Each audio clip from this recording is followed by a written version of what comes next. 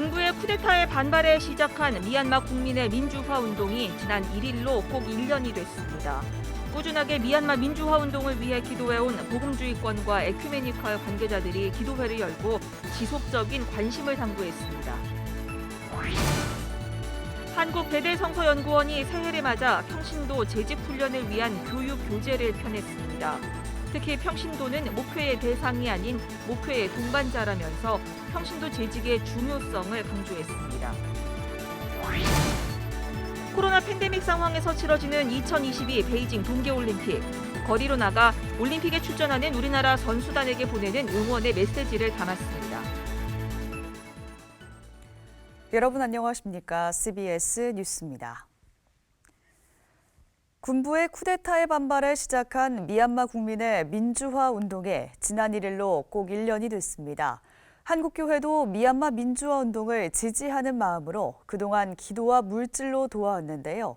미얀마 민주화 운동을 위해 기도해온 복음주의권과 에큐메니컬 관계자들은 기도회를 열고 꾸준한 관심을 당부했습니다. 이승규 기자입니다. 미얀마 국민의 민주화 운동이 여전히 이어지고 있습니다. 시간이 지나면서 세계 각국의 관심도 줄어들고 있지만 미얀마 국민의 민주화 열망은 더욱 활활 타오르고 있습니다.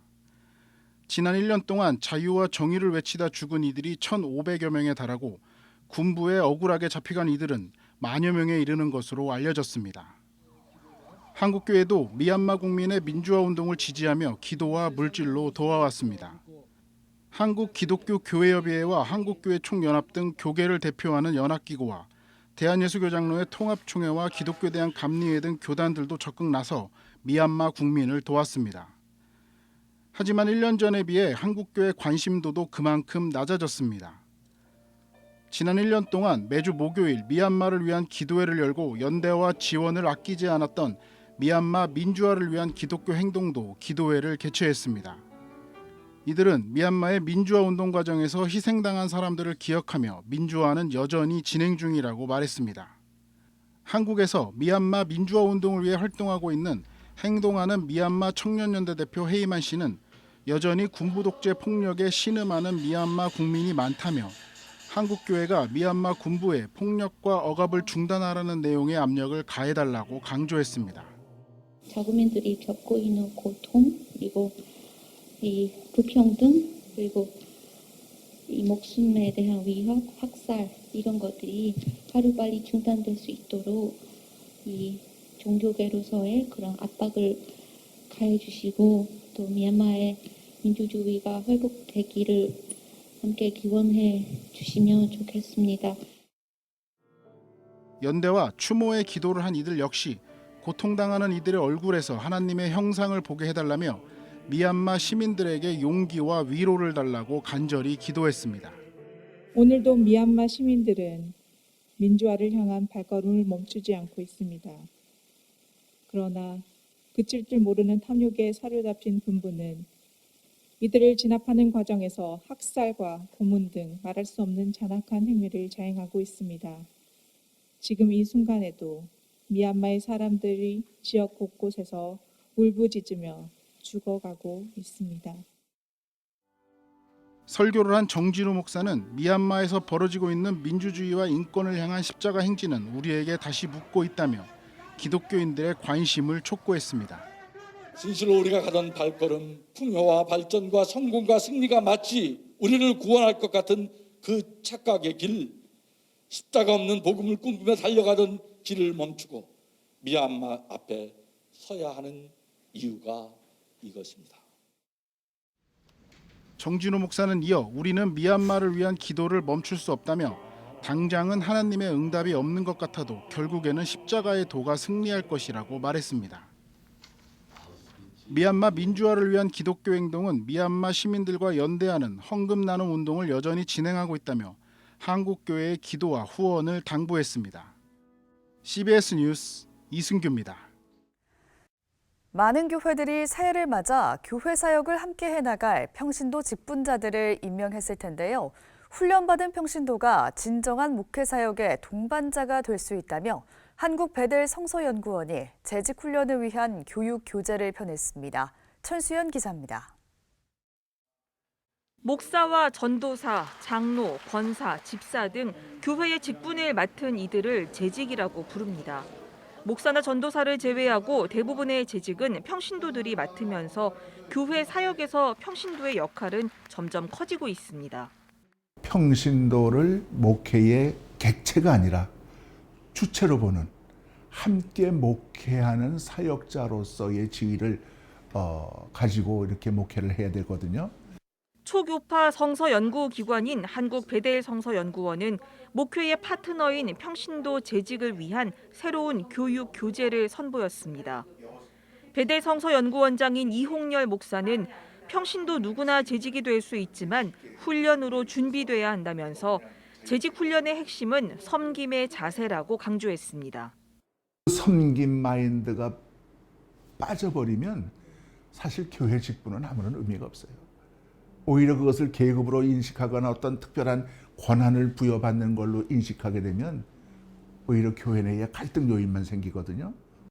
이번에 선보인 재직훈련 교재는 섬김의 영성과 자세를 강화하고 회의 진행과 재정관리 같은 실제적인 내용을 다루는 24개의 소주제로 구성됐습니다. 단편적인 강의 수준을 넘어 6개월간 꾸준히 학습하는 전문적이고 체계적인 교육 프로그램이라고 베델 성서연구원은 설명했습니다. 한국 베델 성서연구원은 1974년 기독교 한국 루터회가 개원한 국내 대표적인 초교파 성서연구기관입니다. 성서와 생활, 신앙, 구원, 예배, 자녀교육 등 교육 프로그램을 통해서 지난 47년 동안 국내 45개 교단 16,000여 명의 목회자들에게 교육하고 47만 명의 성도들에게 다시 나눴습니다. 특정 교단의 신학을 배제하고 성경 원리를 바탕으로 교육 프로그램을 만들면서 어느 교단에서도 받아들일 수 있는 보편적인 성서 교육 교재로 자리 잡았습니다. 한편 베델 성서연구원은 오는 21일부터 25일까지 루터대학교에서 성서편 지도자 강습회를 진행합니다. 코로나19로 대면과 비대면 교육을 병행합니다.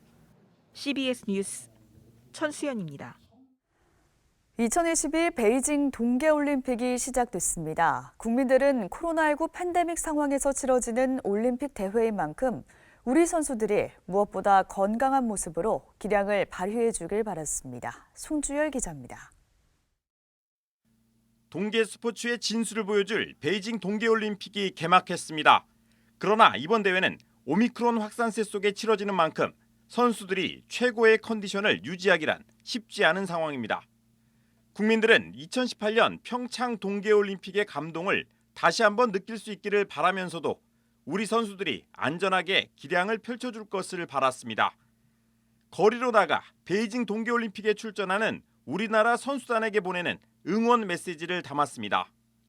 베이징 동계올림픽에 출전하는 선수들 파이팅! TV로 응원하겠습니다.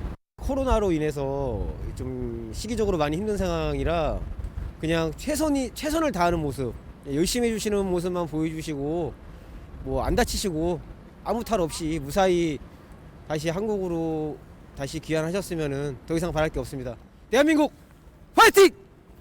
저 스키를 가장 많이 좋아합니다. 모두 건강하게 화이팅 했으면 좋겠고 금메달도 좋지만 모두가 힘내고 열심히 했으면 좋겠습니다. 강추위 속 고사리 손으로 마이크를 잡은 어린이들도 국가대표의 선전을 응원했습니다.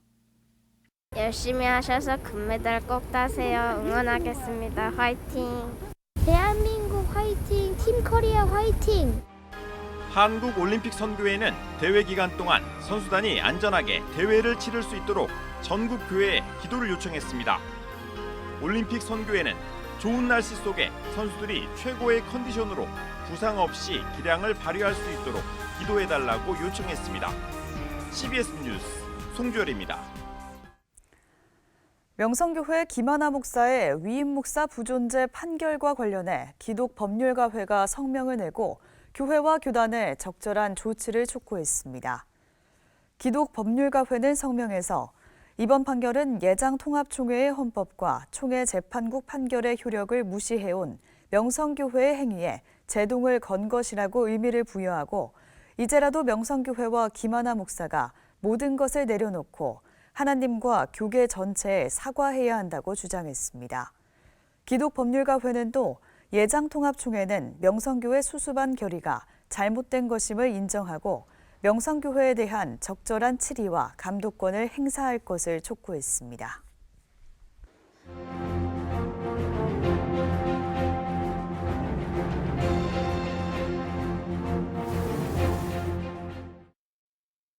앞으로 5년 동안 대한민국을 이끌어갈 대통령 선거가 불과 한 달여밖에 남지 않았습니다. 만유의 주 여호와 하나님께서 2022년 한국 대선에 개입하실까요? 개입하십니다. 그러나 하나님은 대한민국의 국민들에게 이런 사람을 대통령으로 선출하라는 기준을 주시는 일로 개입하십니다.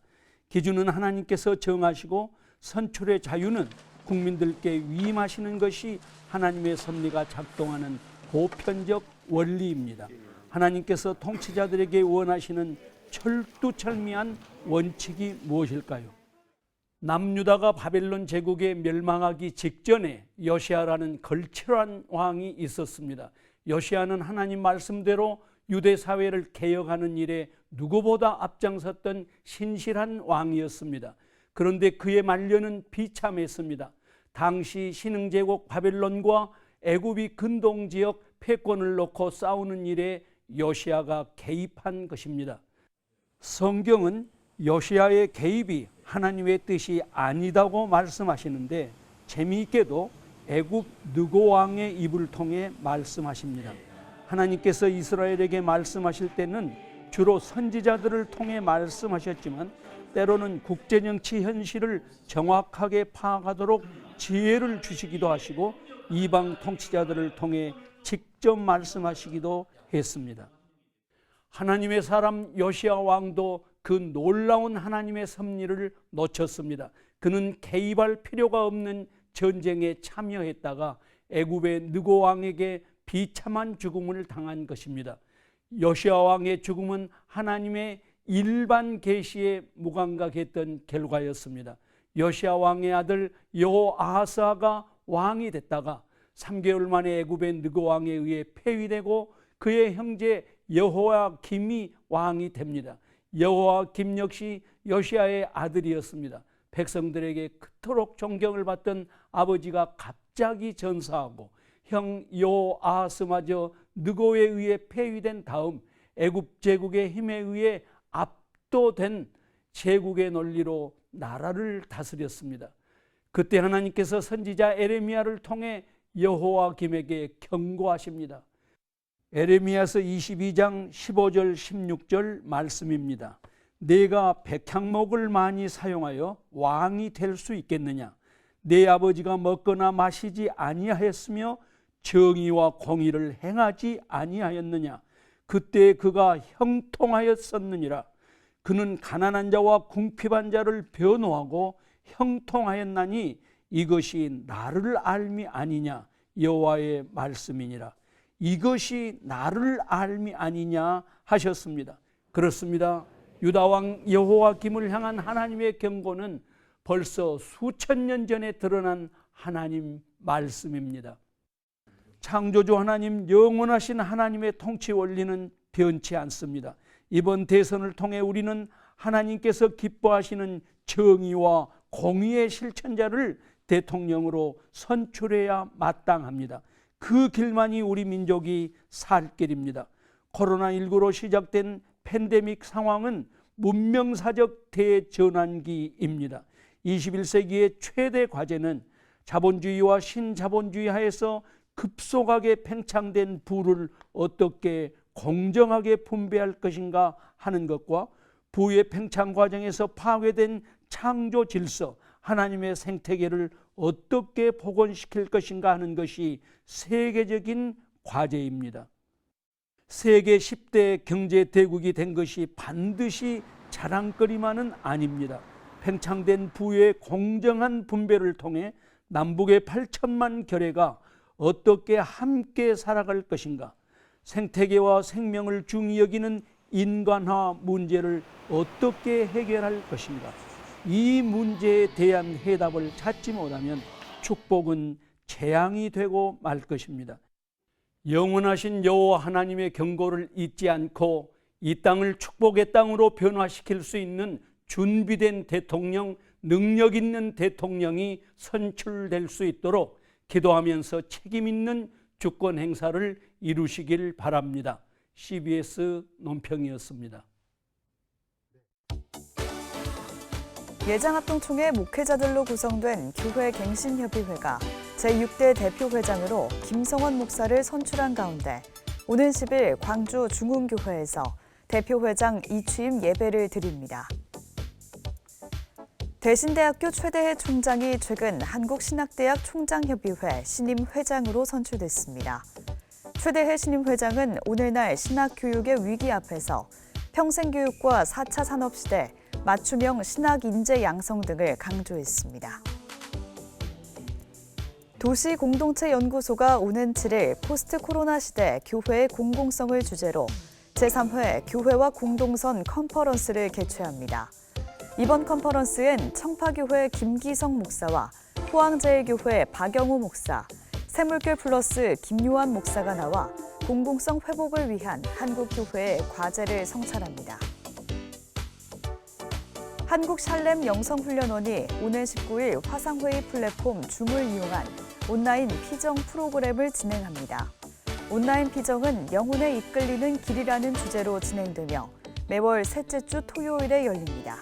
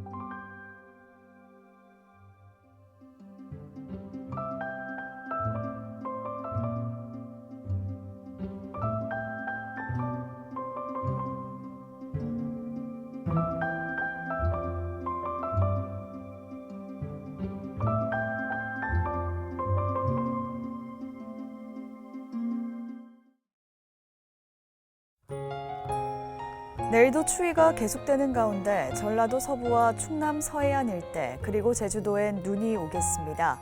특히 전북 서부와 제주도엔 대설특보가 발표될 가능성도 있어 피해 없도록 유의하셔야겠습니다.